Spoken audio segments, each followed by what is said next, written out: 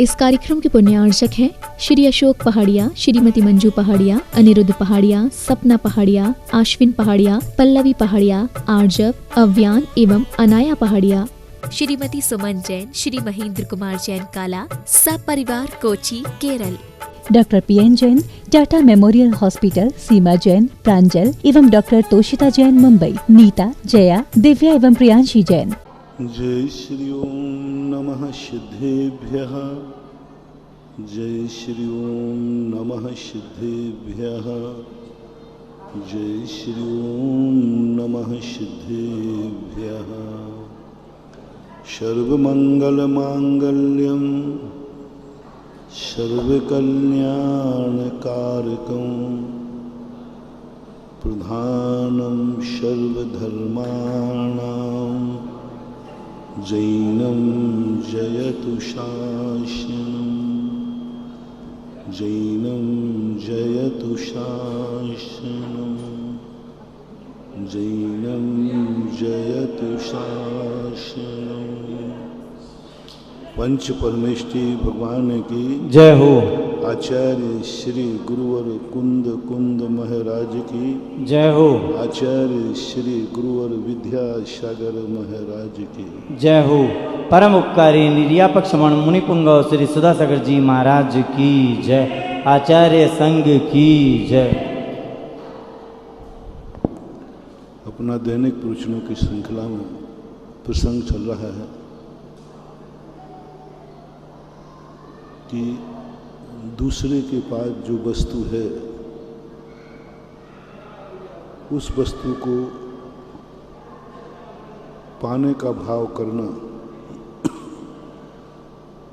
किसी की कमाई को स्वयं लेने का भाव करना,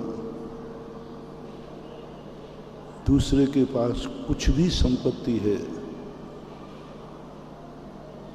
उस संपत्ति को प्राप्त करने का भाव करना भावी अनिष्ट की संभावना का लक्षण है। कल अपन ने इसके ऊपर, परसों भी इसके ऊपर अपन ने प्रकाश डाला था और मैंने इस बात पर बहुत जोर दिया है। दो बातों पर जोर दे रहा हूँ। अपने स्वयं के कार्य कभी दूसरे से कराने का भाव मत करना। अपने कार्य स्वयं के हैं, दूसरे से कराना पड़े ऐसा भाव मत करना। भाव मत करना।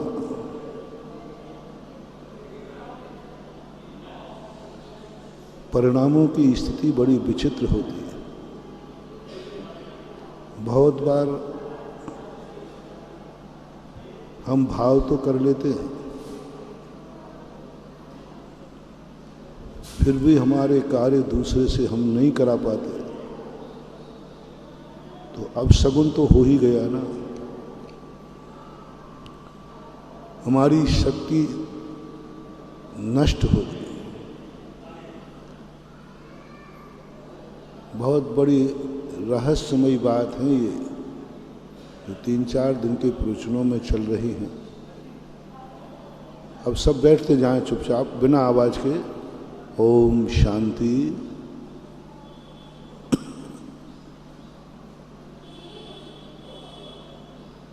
जो जहां है वहीं बैठते जाएं चुपचाप शांति।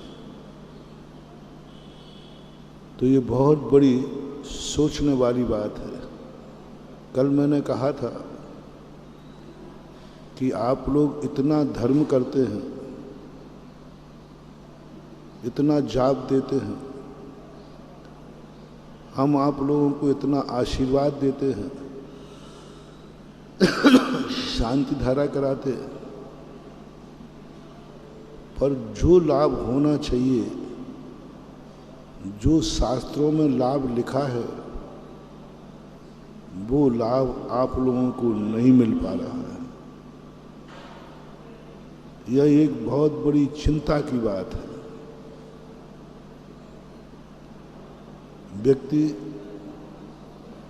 मेहनत बहुत कर रहा है,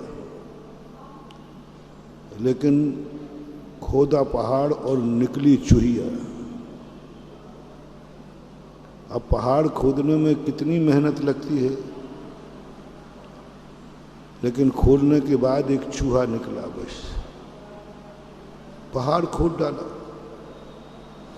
ऐसे ही आप लोग इतना धर्म कर रहे हो, इतना धर्म कर रहे हो, इतने धर्म की जरूरत ही नहीं।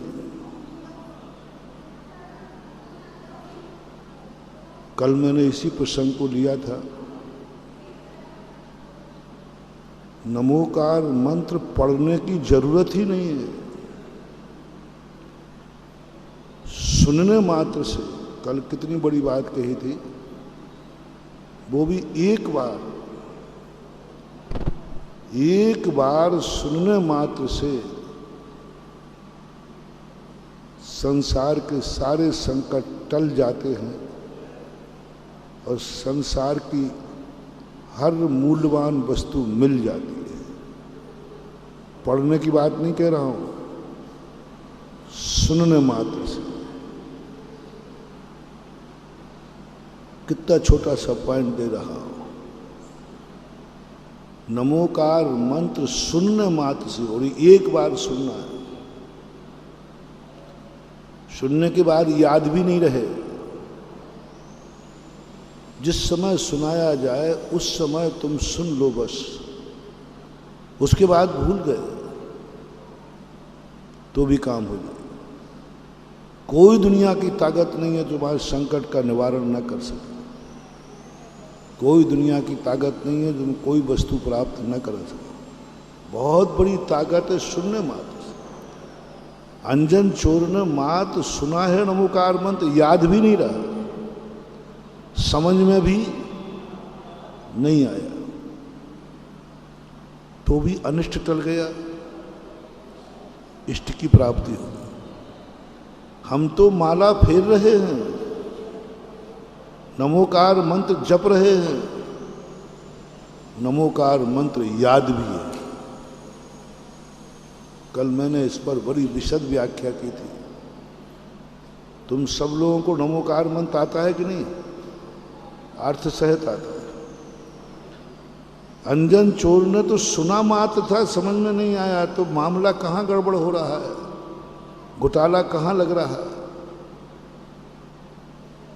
पूज्य गुरुदेव एक उदाहरण सुनाया करते हैं कि बगीचा में पेड़ लगा हुआ है, पानी दे रहे, खाद दे रहे, सब कुछ दे रहे, लेकिन फिर भी सूख रहा है। क्या करें? सब कुछ सही है, कहीं कोई गड़बड़ नहीं। जब किसी ने कहा भाई एक बार इसको थोड़ा जमीन के अंदर उखाड़ के देखो, जमीन की जड़ में एक इतना सा कीड़ा लगा था, इतना सा। सारी मेहनत को ये मैंने प्रैक्टिकल किया, क्योंकि गुरुजी का ये उदाहरण तो मुझे मालूम था ही। ज्ञानोदय तीर्थ के अंदर जो आदिनाथ बड़ा मंदिर है, वहाँ 2 पेड़े उन्होंने आर के परिवार वालों ने लगाए बराबर, कोई कमी नहीं उसके लिए। देख बहुत सुंदर पेड़ लगाए। एक पेड़ तो चल रहा है, दूसरा पेड़ नहीं चल रहा है। बराबर सब कुछ बराबर मिल रहा, कहीं कोई कमी नहीं। उन्होंने दूसरा पेड़ निकाल करके लगा दिया, जो पेड़ लगाए वो सूखे उस स्थान। उन्होंने कहा महाराज जी यहाँ तो कोई ऊपरी बाधा है। तो मैंने कहा पेड़ को भी ऊपरी बाधा होने लगी, अभी तक तो मनुष्यों को सुनी थी। सबके मन में एक ही धारणा, कमेटी परेशान सब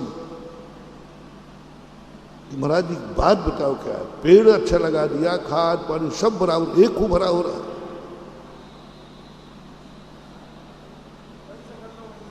लेकिन मुझे भी देखते देखते मैं भी परेशान हो गया।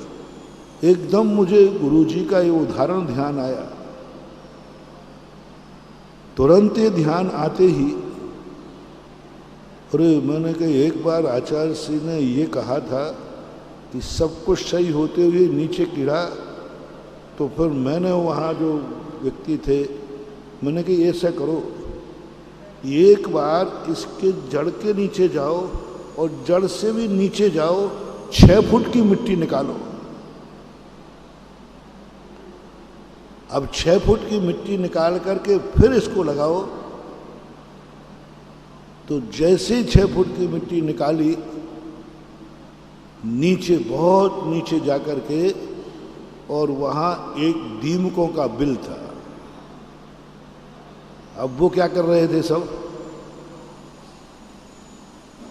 ये तो मात्र उदाहरण समझना। जब कोई साधु उदाहरण दे तो समझ लेना कि आपकी बारी आने वाली है। ऐसे ही आप लोगों को हम खूब सींच रहे, पानी दे रहे, सब कुछ दे रहे। जिनवाणी माँ सही रास्ता बता रही है, सब सही बता रहे, भगवान भी बता रहे। और सबसे बड़ी बात तो जो कह रहे हैं वो हम कर रहे हैं। नमोकार मंत्र पढ़ रहे, सब कर रहे, जो कह रहे वो कर रहा हूं, फिर भी वो लाभ नहीं मिल रहा है जो लाभ होना चाहिए। जो महिमा शास्त्रों में लिखी है वो देखने में नहीं आ रही है। कहाँ कौन सा कीड़ा लगा हुआ है। हम इतना धर्म कर चुके हैं, अभी तक तो हम शक्तिमान हो जाना चाहिए थे। हम इतना धर्म कर चुके हैं कि हमारे ऊपर अब कोई संकट का बादल मरना नहीं चाहिए था। कहीं ना कहीं खोजो। आपकी जब पार्टी चुनाव हार जाती है तो हारी हुई पार्टी एक अंतरंग मीटिंग करती है जिसका नाम होता है आत्म परीक्षण, कि अपन से कहाँ गलती हो रही, आत्म परीक्षण। ऐसे ही अपन सबको एक आत्म परीक्षण की मीटिंग करना है। शास्त्रों में जब लिखा है तो वो उपलब्धि क्यों नहीं। आत्म परीक्षण करो, कहीं ना कहीं से कोई चूक हो गई, दूसरे को दोष मत दो। हम तुरंत कहते हैं नमोकार मंत्र में अतिशय नहीं होगा, हम तुरंत कहते हैं भगवान में अतिशय नहीं होगा, हम तुरंत कहते हैं महाराज जी ने अच्छे से आशीर्वाद, ये तो तुम्हारा पक्का है। ये तो क्योंकि मेरे मुंह पे ही कह देते महाराज जी थोड़ा अच्छे से दो ना आशीर्वाद, अच्छे से देना। मैं समझ जाता हूं कि इनको मेरे आशीर्वाद पर भी अभी अच्छे से देना। और मैंने शास्त्रों में कहीं अच्छा शब्द नहीं देखा, आशीर्वाद तो देखा है। क्योंकि किसी को अच्छा देने का अर्थ है मैं किसी को बुरा भी देता हूं। ये तुरंत वो तो महाराज जी हमारा काम तो फेल हो ही गया। उन्हें क्यों? वो महाराज जी आपने अच्छे से आशीर्वाद नहीं दिया होगा, आपने अच्छे से शांति धारा नहीं कराई होगी। महाराज जी ऐसा तो नहीं कि पंचम काल में नमोकार मंत्र का प्रभाव कम हो गया हो। अब किस पे थोप दिया? काल। नहीं महाराज ऐसा तो नहीं पंचम काल में साधुओं का प्रभाव भी, कहीं इस पंचम काल में मूर्तियों का प्रभाव कम हो गया हो। महाराज जी आप सोचो थोड़ा। मैं सोचता हूं तो तुरंत मानतुंग आचार्य महाराज कहते हैं मैं कौन से काल का था? चौथे काल की बात। बोले मैं भी पंचम काल का ही था। पंचम काल के कारण कोई प्रभाव नहीं। यदि पंचम काल में अतिशय नहीं होता मूर्तियों में, भगवानों में, गुरुओं में, तो भक्तांबर पाठ में ये चमत्कारिक घटना नहीं लिखी होती। उद्भूत भीषण जलोदर भार भुगना सोच्याम दशाम उपगताश्च्युत जीविता। ये कौन से काल की पंक्ति है? चौथे काल के पंच सत्य महावृत्ति थे वो। पंचम काल में लिख रहे हैं, कोई संभावना नहीं, चाहिए माहिए नहीं, निर्णय ऐसा होता ही है हर चीज में। अग्नि लगी तो उन्होंने कह दिया तो नाम नाग दमनी यदि यस्य पुरुष, हर चीज में दावा कर रहा। तो ये बहाने जो अपन बनाते हैं, निमित्त पे अपन आरोपित करते हैं, इस भूल को सुधारो। प्रसंग आया है तो ये निर्णय कर लो, हमारा कोई भी कार्य बिगड़ेगा, हम कभी निमित्त को दोष नहीं देंगे। कोई भी कार्य हमारा बिगड़ा, हम निमित्त को दोष नहीं देंगे। निमित्त बुद्धि इतनी खतरनाक है कि दूसरी बार में यदि हम सफल भी होना चाहेंगे तो दूसरी बार फेल होंगे, 100 बार फेल और होंगे। जब जब तुम ये कहते जाओगे उसने मेरा काम बिगाड़ दिया, उस कारण मेरा काम बिगड़ा, उसने मेरा साथ नहीं दिया, वो मेरा सहयोगी नहीं था, इसलिए मेरा काम बिगड़ा, और ये भाषा होती है कि नहीं? महाराज जी उसने साथ नहीं दिया, उसने मेरा काम, उसने महाराज जी मेरा धोखा दे दिया, नहीं तो मेरा तो सवाल ही नहीं उठता।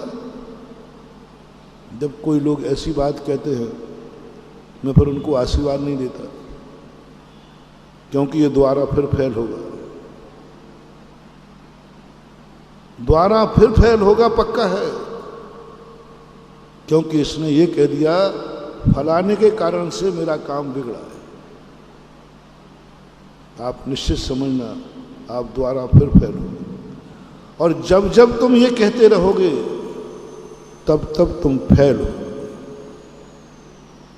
उसके कारण से संकट आ गया मेरे ऊपर, दूसरा संकट झेलने को तैयार रहो, दूसरे को तीसरा, जब तक तुम ये कहते रहोगे तब तक संकट आते रहे। वो मेरा कार्य नहीं होने दे रहा है, द्वारा भी नहीं होगा। जैन दर्शन ने एक सबसे बड़ी बात कही, स्वयंभू शक्ति, स्वयंभू शक्ति, उपादान दृष्टि, उपादान दृष्टि बहुत बड़ा मंत्र है महानुभाव, बहुत बड़ी ताकत। नमोकार मंत्र से भी बड़ी ताकत। जो काम भगवानों से भी नहीं होंगे वो स्वयंभू शक्ति से होगा, जो भक्ति से नहीं होगा वो स्वयंभू शक्ति से होगा। बस काम बिगड़ने पर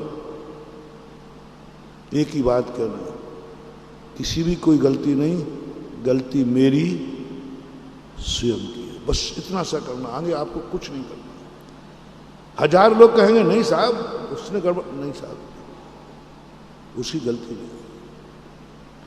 ये कर्म पूरब किए हैं खोटे, सह क्यों नहीं जी रहा, अति क्रोध अग्नि बुझाए प्राणी। ये नमोकार मंत्र से भी बड़ी ताकतवान पंक्तियां हैं बंधु। इन पंक्तियों के सामने नमोकार मंत्र कुछ नहीं है, वो तो निमित्त मात्र है, ये तो उपादान है। नमोकार मंत्र में तो पांचों परमेष्टि हमारे लिए निमित्त हैं, लेकिन यहां तो वो स्वयं बोल रहा है, जो कर्म पूरब किए खोटे, अपने स्वयं ने सहे क्यों नहीं जी, अपने उपादान की तरफ, स्वयंभू शक्ति की तरफ जाओ। किसी की कोई गलती नहीं, सब मेरी। समझ लेना अब तुम्हारे बहुत अच्छे दिन आने वाले हैं। आंख बंद करके बैठ जाओ चुपचाप। मैंने जैन शास्त्रों में पढ़ा, दुनिया के शास्त्रों में संकट मोचन की बहुत चर्चा है। जैन जितने शास्त्र उठाओ, संकट को जाओ, तो कोई संकट दूर करने का तो उपाय बताता नहीं, ये और कहते क्षमता रखो, शांता रखो, सहन करो। सहन नहीं हो रहा होता तो आपके दरवाजे आते काहे को? सहन नहीं हो रहा होता है तो डॉक्टर कहे कि भाई बीमार है, देखो भैया बीमार हो तो आप सहन करो, तो जवाब क्या होगा तुम्हारा? सहन ही होता हो रहा तो फिर आपके पास आते ही क्यों? आप तो दूर करो। डॉक्टर के पास कोई इसलिए नहीं जाते कि वहां मोटिवेशन मिल जाए, जिससे मुझे बीमारी में सहन करने की ताकत आ जाए। हाँ, समझना बात को। एक डॉक्टर के पास जा रहा है, किस लिए? मोटिवेशन के लिए नहीं, बीमारी दूर होना चाहिए। बीमारी दूर कराने के लिए जाता है, जाना चाहिए। डॉक्टर के पास बीमारी दूर कराने जाना चाहिए। लेकिन जब तुम्हारे मन में कोई संकट आए, जब तुम्हारे मन में कोई परेशानी आए और तुम्हारा मन हो कि मैं गुरु के पास जाऊंगा, मैं भगवान के पास जाऊंगा, मैं पंच परविष्टि के पास जाऊंगा, तो महानुभाव धारणा बना लेना, मोटिवेशन के लिए जाना। मोटिवेशन संकट दूर नहीं करता, संकट में जीना सिखाता है, अभाव में सद्भाव की अनुभूति कराता है, आग में भी खुशी का इजहार करता है। शेरनी खा रही है और अमृत का झरना फूटता है। मोटिवेशन। आप मोटिवेशन को देखना, जितने मोटिवेशन हैं सब तुम्हें साहस दिलाते हैं, तुम्हारे मन को बदल देते हैं। हंसो, हंसते हंसते जीना सीखो। मोटिवेशन कभी संकट दूर करने का रास्ता नहीं दिखाता। मोटिवेशन होते ही इसके लिए। मोटिवेशन का अर्थ है मन को बदल देना, संकट को नहीं बदलना, कांटे को नहीं बदलना, साइकोलॉजी बदल देना। मैंने देखा जैन दर्शन आल्सो मोटिवेशन, पूरा जैन दर्शन मोटिवेशन पे आधारित है। हम पूरी जिंदगी हमारी मोटिवेशन पे, एक चीज की व्यवस्था नहीं है हमारे पास। तुम्हारे लिए तो कुछ थोड़ी बहुत व्यवस्थाएं हैं, महावीर ने तो हमारे लिए कोई व्यवस्थाएं नहीं की, और ऐसे रास्ते निकाले जहां हर संकट पे, सर्दी आए तो सर्दी का संकट, कोई व्यवस्था नहीं है महावीर के उपदेशों में कि सर्दी आ जाए तो ये कर लेना, गर्मी आ जाए तो ये कर लेना, शेर आ जाए तो उठा के ये माला फेर लेना, मंत्र फेर लेना, शेर को कीलत कर देना। है ना? एक भी मुनि महाराज की तो हालत ऐसी कर दी, और जितना बड़ा मुनिराज होगा उतनी उसकी सुविधाएं कम होती जाएंगी। तुम्हारी राजनीति में क्या है? जितना बड़ा पद होगा उतनी सुविधाएं, सुरक्षा व्यवस्था, सुविधाएं बढ़ती जाएंगी। और हमारे मोक्ष मार्ग में जितना बड़ा होता जाएगा सुविधाएं कम, बिल्कुल कम। और बड़े हो जाओ तो कहते नहीं, चांदखेड़ी में नहीं रुकोगे, मंदिर में नहीं रुकोगे, वनवास में रुकोगे, कजली वन में रुकोगे, जाओ वहां। अरे वहां शेर चीते हैं, हाँ इसलिए तो भेज रहा हूं क्योंकि तुम बड़े हो। सुविधाएं खत्म, सारी सुविधाएं छीन ली। एक कांटा लग जाए तो निकालने को सुई की सुविधा नहीं है। बोलो भाई, नंगे पैर चलते हैं कि नहीं? कांटे लगते हैं कि नहीं? पहले बताओ मुझे। तो महावीर ये तो कहते कि भाई ठीक है जूते मत पहनना, लेकिन एक पीछे में सुई रखने की व्यवस्था तो बना देते, कम से कम कांटा लग जाए। वो तो कोई, देखो भाई गलत मत समझना, मैं कोई गलत प्रस्ताव नहीं रख रहा हूं, गलत।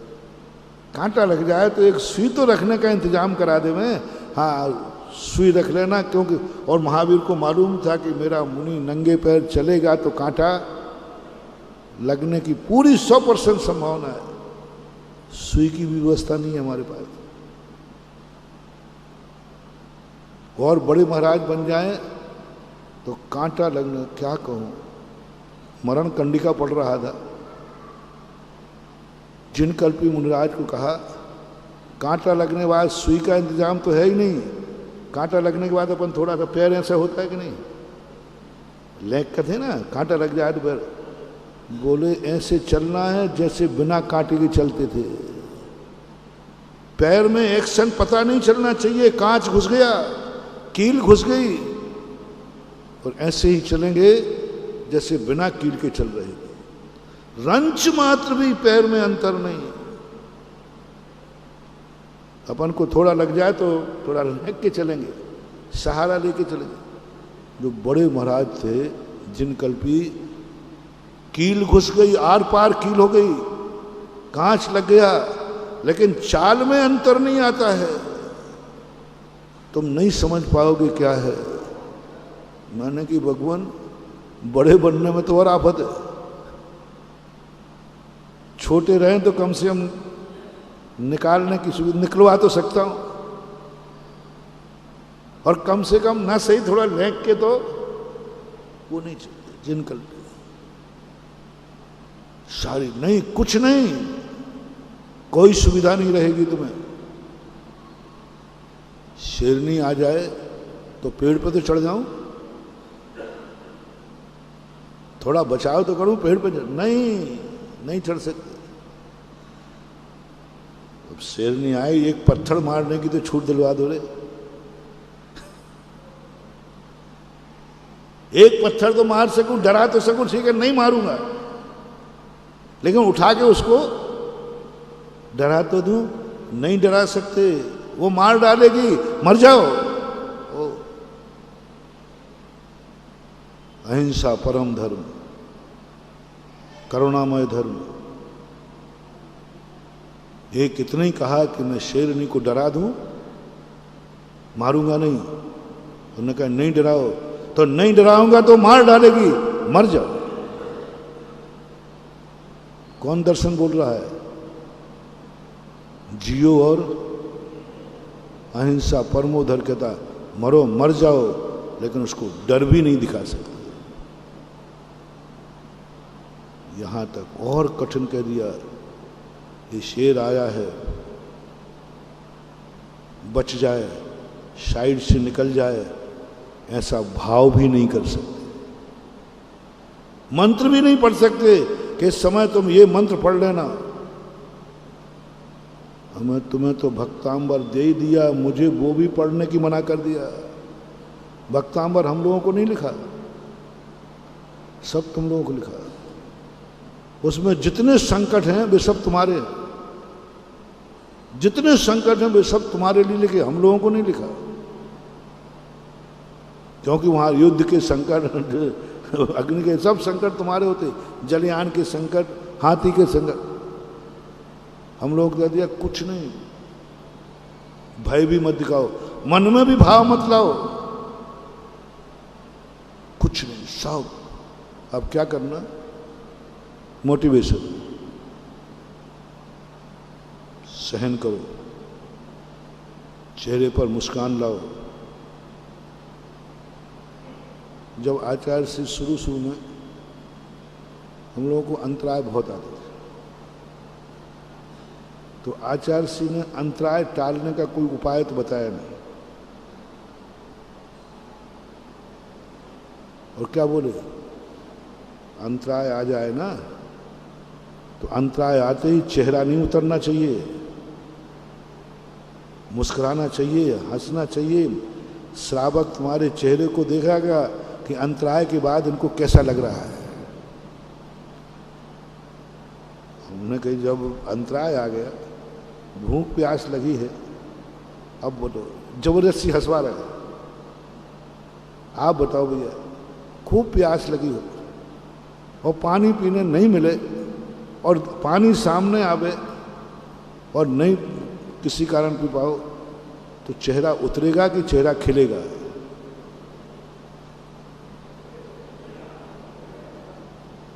तो हम लोगों ने खुसर फुसर की। मैंने कहा ये कोई तरीका है कि? अरे ठीक है, आगे अंतराय तो कर दूंगा, लेकिन चेहरा तो उतरेगा ही उतरेगा।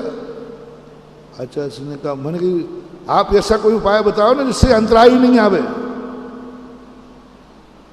ऐसा कोई उपाय बताना चाहिए जिससे अंतराय आवे नहीं। आहार के पहले कोई माला फेरना हो, भक्तांबर पढ़ के जाना हो, कोई भगवान का कुछ करना हो, तो ऐसा कोई उपाय बताओ कि अंतराय नहीं। ये तो उपाय तो बताया नहीं, और क्या बोल रहे हैं, संकट आवे, अंतराय आ जाए तो उस समय तुरंत चेहरे पर एकदम खिलना चाहिए। ऐसा लगना चाहिए कि महाराज को अंतराय आने पर बड़ी खुशी हुई है। जितना आहार अच्छा होने पर भली खुश मत होना, अच्छा आहार होने पर हंसना मत, अच्छा आहार होने पर तो उदासीन हो जाना, और अंतराय आने पर खिल जाना। लोगों को ये लगे कि महाराज को अंतराय आने पर मजा आ गया और आहार होने पर इनको दुख हो गया। साधु को ऐसा नहीं, आज मेरा आहार ठीक क्यों हो गया, मेरा दुर्भाग्य है, आज मेरा एक मार्ग रुक गया, आज मेरी एक कमाई रुक गई, आज एक मेरा परिचय रुक गया, आज मेरी एक निर्जरा का साधन रुक गया, क्योंकि आज आहार अच्छा हो गया। आज आहार अच्छा हो गया। साधु की स्वयं की बात कर रहा हूं, तुम्हारी नहीं तो तुम सोच महाराज अंतराय हो गया, अच्छा हुआ, आपकी निर्जरा हो जाएगी। तुम नहीं, तुम तो खेती में। साधु क्या सोचता है, अच्छे आहार होने पर मैंने जरूर कोई गड़बड़ हुआ है, ये घाटा हो गया, अलाप परिचय खत्म हो गया मेरा। साधु आहार को जाता है, सच्चा साधु आत्महत्या का दोष न लगे यह टालने के लिए जाता है, प्राणों के घात का दोष न लगे इसलिए टालने को जाता है, गुरु आज्ञा का उल्लंघन ना हो इसलिए टालने को जाता है। क्योंकि आहार नहीं करूंगा तो अकाल में मर जाऊंगा, तो कहेगा देखो ये चला करके मरा है, चला कर आहार नहीं ले रहा तो मरेगा नहीं तो क्या जिंदा रहेगा, तो लोग कहेंगे इन्होंने आत्महत्या की है। गुरु की आज्ञा नहीं मानी, जिनवाणी की आज्ञा नहीं मानी, अनेक आरोप आएंगे। अब क्या करें। एक व्रत परिसंख्यान नाम का तप है, वो कहता है ठीक। एक उदाहरण आता है हमारे यहाँ कि एक महाराज को उपवास लेना था, गुरु ने मना कर दिया, नहीं आहार को उठोगे। तो शिष्य कहता है गुरु की आज्ञा तो मानना पड़ेगी, गुरु की आज्ञा तो मानना पड़ेगी। गुरु ने भावना से बड़ी गुरु की आज्ञा होती है। बोले जी महाराज,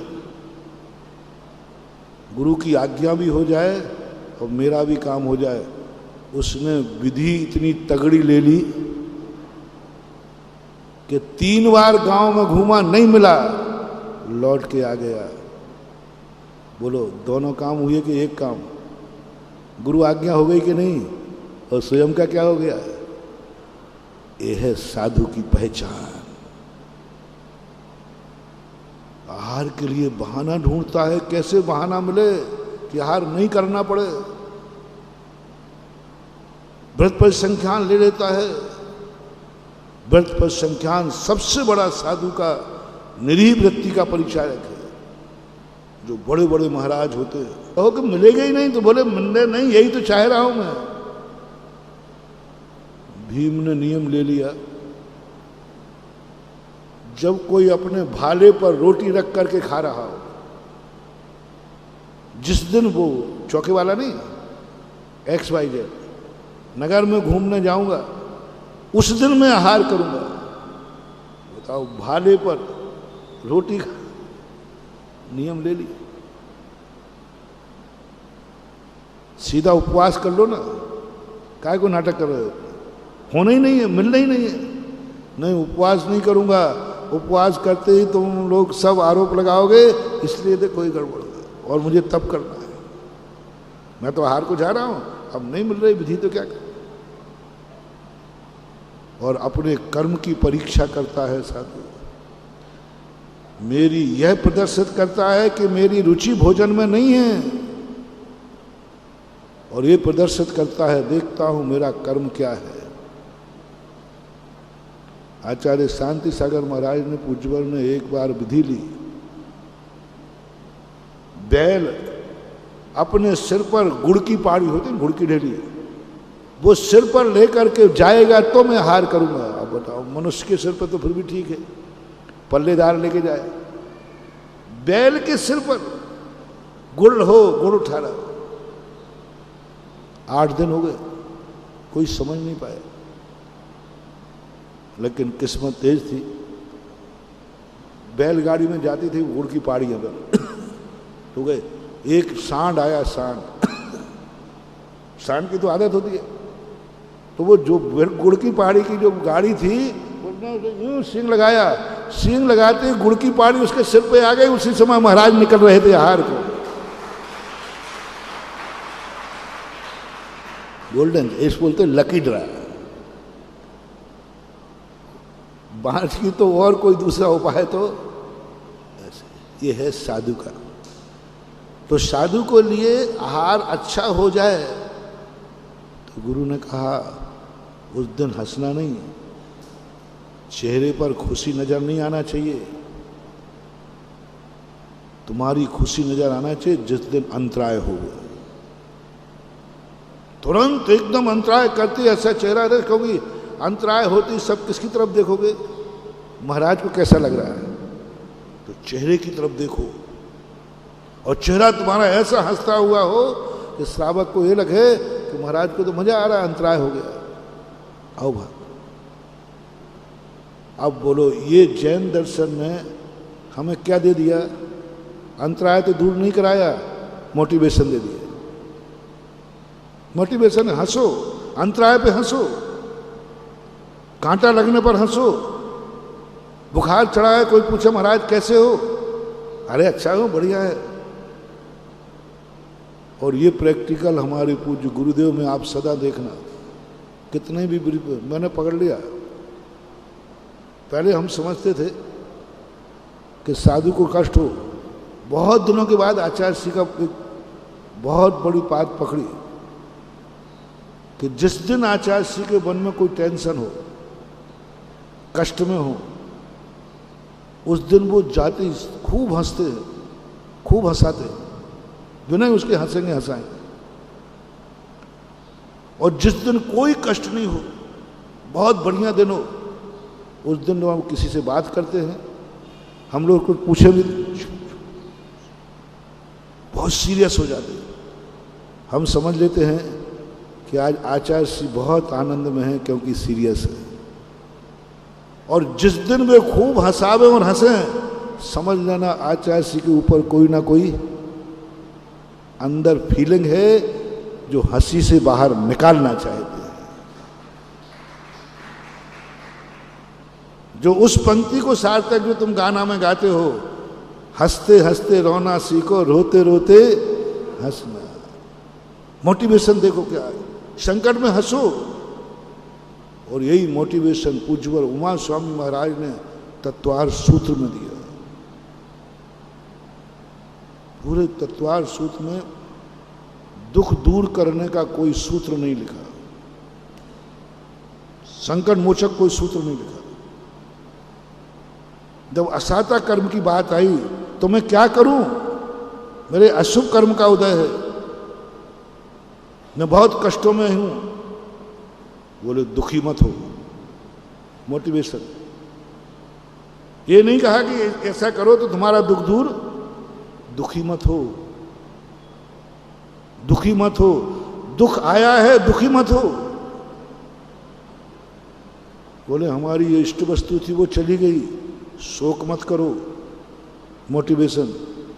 क्या बात है, अरे मेरी इष्ट वस्तु चली गई, आप कोई उपाय बताओ वो मिल जाए। मेरी इष्ट वस्तु खो गई, उसका उपाय बताओ कैसे मिले, इसकी तो कोई चर्चा नहीं।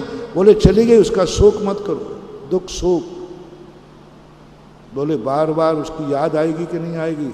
नहीं, याद मत करो, दुख शोक तापा क्रंदन।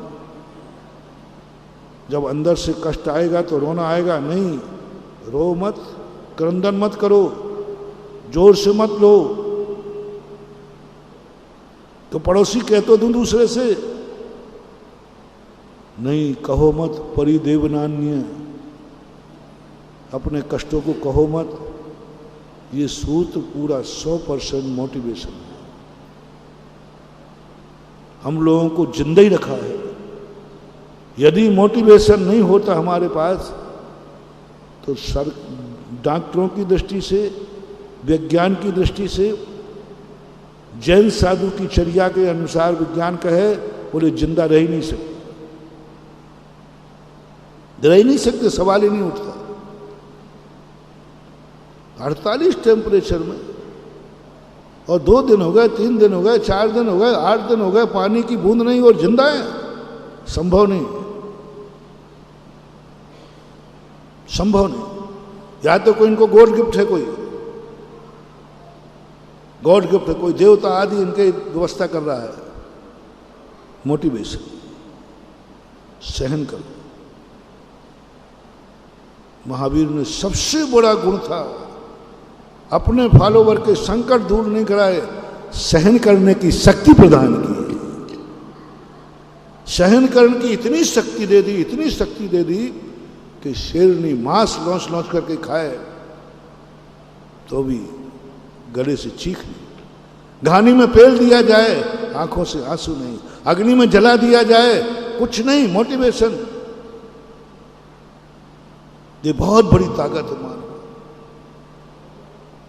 तो सबसे बड़ा मोटिवेशन मैं आपको भी दे रहा हूं, क्योंकि मैं यह नहीं कहूंगा कि तुम्हारे पास तुम्हारा किसने क्या बिगाड़ा है। आज से सारे लोग जो जहां बैठ के सुन रहे हो, कितना भी किसी ने कार्य बिगाड़ा हो, मन में भाव मत लाना कि फलाने ने कार्य बिगाड़ दिया।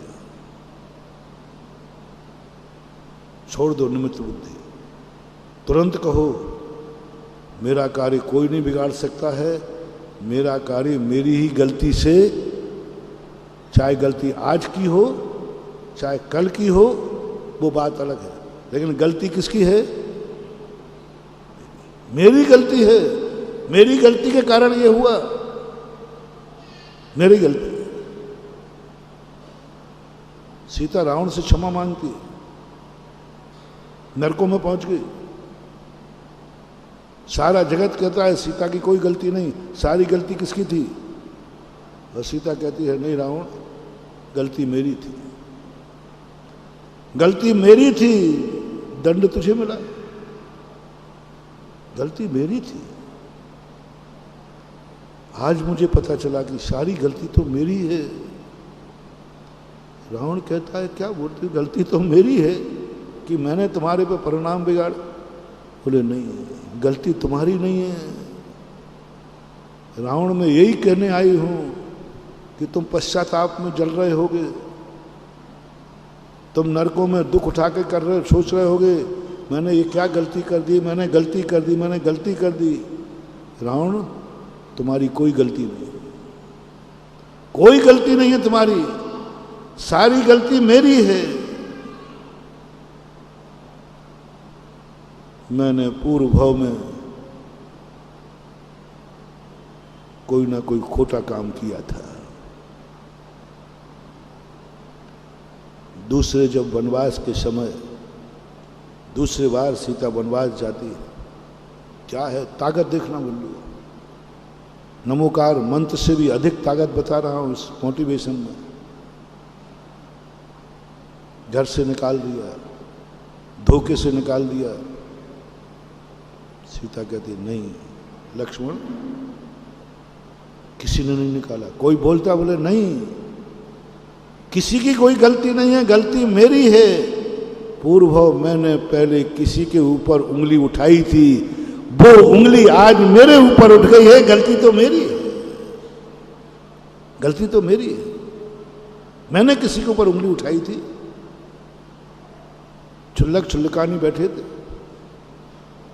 भाई बहन थे, लेकिन मैंने हंसी उड़ा दी, उनका अपवाद कर दिया, झूठा अपवाद। सगे भाई बहन थे, छुल्लक छुल्लकानी थे, मैंने उनका अपवाद उड़ा दिया, मैंने उनको बदनाम कर दिया, सारी दुनिया में मैंने बदनाम किया। देखो ये काय के छुल्लक हैं, काय की छुल्लकानी, काय के महाराज हैं, काय की यारिका है। बोलो, एक गृहस्थ बदनाम हो रहा है और एक साधु बदनाम हो रहा है, दोनों खतरनाक कौन से? सीता क्या कहती है? मैं तो गृहस्थी में बदनाम हुई हूं, मैंने तो साधु को बदनाम किया है, पाप कौन सा बड़ा है? क्या उपदेश, क्या चिंतन विदेही का। मैं तो गृहस्थ हूं, मैं तो रावण के पास उठा के ले ही गई थी, लोगों को शक हो गया। रावण के यहां 6 महीने अशोक वाटिका में रही ना, ये शक होने के पॉइंट थे, शक कर लिया, शक कर लिया, क्योंकि रावण जैसा शक्तिशाली, उसके लिए कौन सी चीज असंभव थी? शक होना स्वाभाविक था। लेकिन मैंने तो उनका अपवाद उड़ाया जो साधु थे, साध्वी थी, जिनका कोई प्रमाण मेरे पास नहीं था, कोई घटना मेरे पास नहीं थी, कुछ भी सबूत मेरे पास नहीं था। यहां तो कम से कम 6 महीने में रावण के यहां रही, अशोक वाटिका में रही, निर्दोष रही, शुद्ध रही, लेकिन शक होने का एक पॉइंट है। लेकिन वे तो साधु साध्वी, तो कोई सवाल ही नहीं है। मैंने कभी सुना नहीं था, मैंने उनको कभी देखा नहीं था, और कभी कोई प्रमाण मेरे पास नहीं था, फिर भी मैंने उंगली उठाई, तो ज्यादा अपराध किसने किया? सीता कहती है तो सस्ते में निपट गया, गृहस्थी में निपट गई। एक गृहस्थ बदनाम होवे और एक साधु बदनाम होवे, दोनों में से लज्जा की बात कौन सी है? बोलो। एक गृहस्थ बदनाम हो रहा है और एक साधु बदनाम हो रहा है, दोनों में लोग दुनिया में चर्चा किसकी ज्यादा करेंगे? साधु। मैं तो गृहस्थ अवस्था में बदनाम हुई हूं, मेरे तो गृहस्थ अवस्था में उंगली उठी है। हमने तो एक साधु और साध्वी पर उंगली उठाई थी, साधु साध्वी पर। किसी की गलती नहीं है, मेरी गलती है। बस यहीं से सीता की शक्ति बढ़ी, अमोघ शक्ति बढ़ी। सीता ने सुसाइड करने का भाव नहीं दिया, अमोघ शक्ति बढ़ गई बस यहीं से। किसी वस्तु पर नियत डालने के पहले देख लेना कि ये वस्तु किसी की है तो नहीं, है तो नहीं किसी की। यदि है तो वो सोने की मोहर भी क्यों ना हो, वो माटी से भी गई बीती है। महावीर ने यही कहा, वृत्ति को, गृहस्थ को कहा, जल मृतिका बिन और कछु न गहे अदत्ता। मिट्टी और पानी को छोड़ करके गृहस्थ किसी भी वस्तु को बिना दिए ग्रहण नहीं करता। ये व्यवस्था बनाई, बहुत बड़ा मोटी, बहुत बड़ी स्वयंभू शक्ति जागेगी तुम्हें। तुम पर एक नियम ले लो, मैं किसी की वस्तु पर नियत खराब नहीं करूंगा, मन से, वचन से, काय से। कोई वस्तु देगा, पहले पूछूंगा ये किसी की है तो नहीं। धंधे में, व्यापार में कुछ नहीं, आपके पास ऐसी स्वयंभू शक्ति जागेगी कि तुम्हारे पास वो वस्तुएं होंगी जो दुनिया में किसी के पास नहीं। चक्रवर्ती का वर्णन, अक्षय निधियां कैसे हो गई? अक्षय निधियों का कारण क्या था?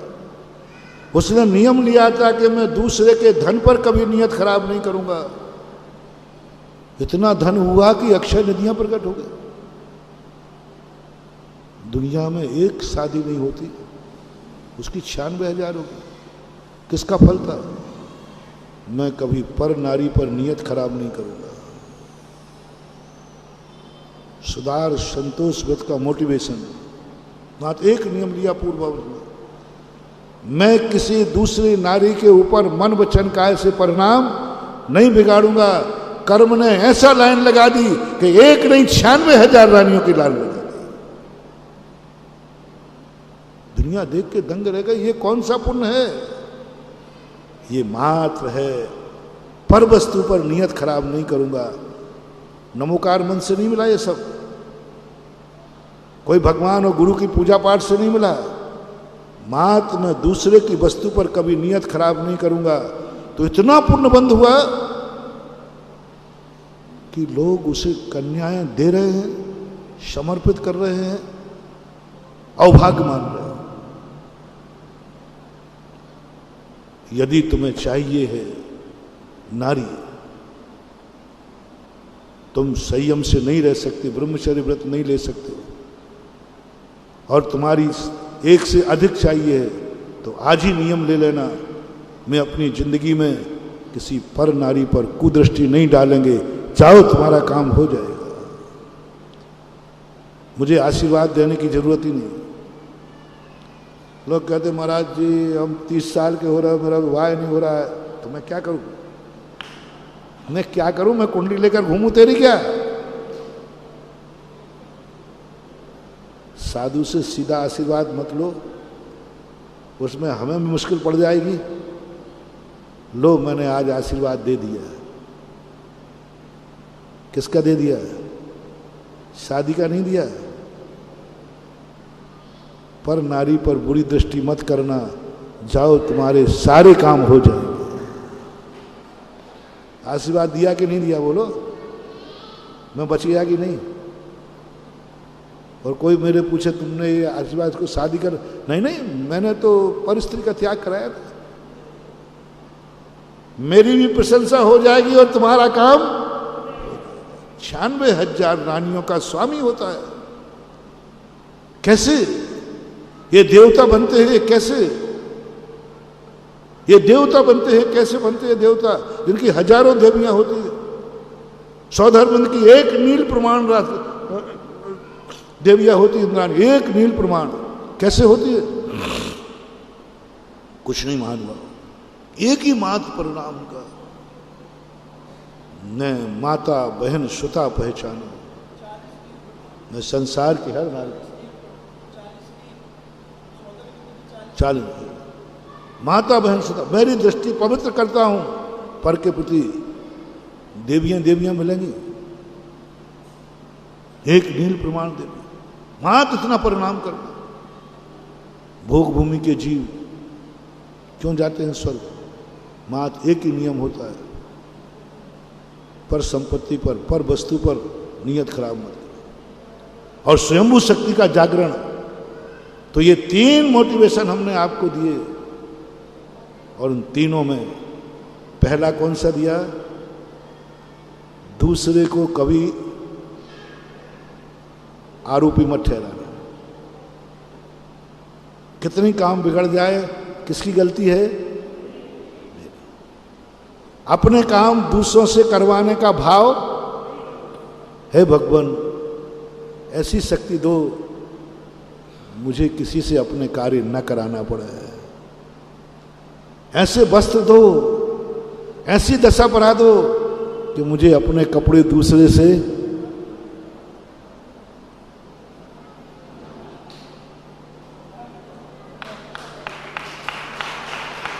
मांगो। ऐसी शक्ति, ऐसा रूप बना दो भगवान जहां कपड़े पहनने के तो क्या धुलवाने का सवाल ही नहीं है, ना पहनेगा और ना धुलवाएगा। अमोघ वस्त्र मिलेंगे, ऐसी शक्ति आएगी, ऐसी स्वयंभू शक्ति जागेगी कि बिना कपड़े के, बिना शरीर के भी आप अनंत शक्ति के वज्रमय हो जाओगे। सिद्ध भगवान की शक्ति अदेहज बोलते उनको, कपड़ा नहीं, शरीर रूपी कपड़ा भी नहीं, क्योंकि उन्होंने ये भावना की मुझे कार्य दूसरे से नहीं करवाना पड़े, ये शक्ति जागृत है। और तीसरा क्या दिया? दूसरे की वस्तु को कभी पाने का, ये 3 मोटिवेशन तुम करो, वो स्वयं शक्ति तुम्हें मिलेगी, जिस शक्ति को तुम देख के दंग रह जाओगे, इसे कोई छीनेगा नहीं, वो शक्ति हमारे साथ चलेगी। महावीर भगवान की जय। इस कार्यक्रम के पुण्यार्चक थे श्री अशोक पहाड़िया, श्रीमती मंजू पहाड़िया, अनिरुद्ध पहाड़िया, सपना पहाड़िया, आश्विन पहाड़िया, पल्लवी पहाड़िया, आर्जव, अव्यान एवं अनाया पहाड़िया।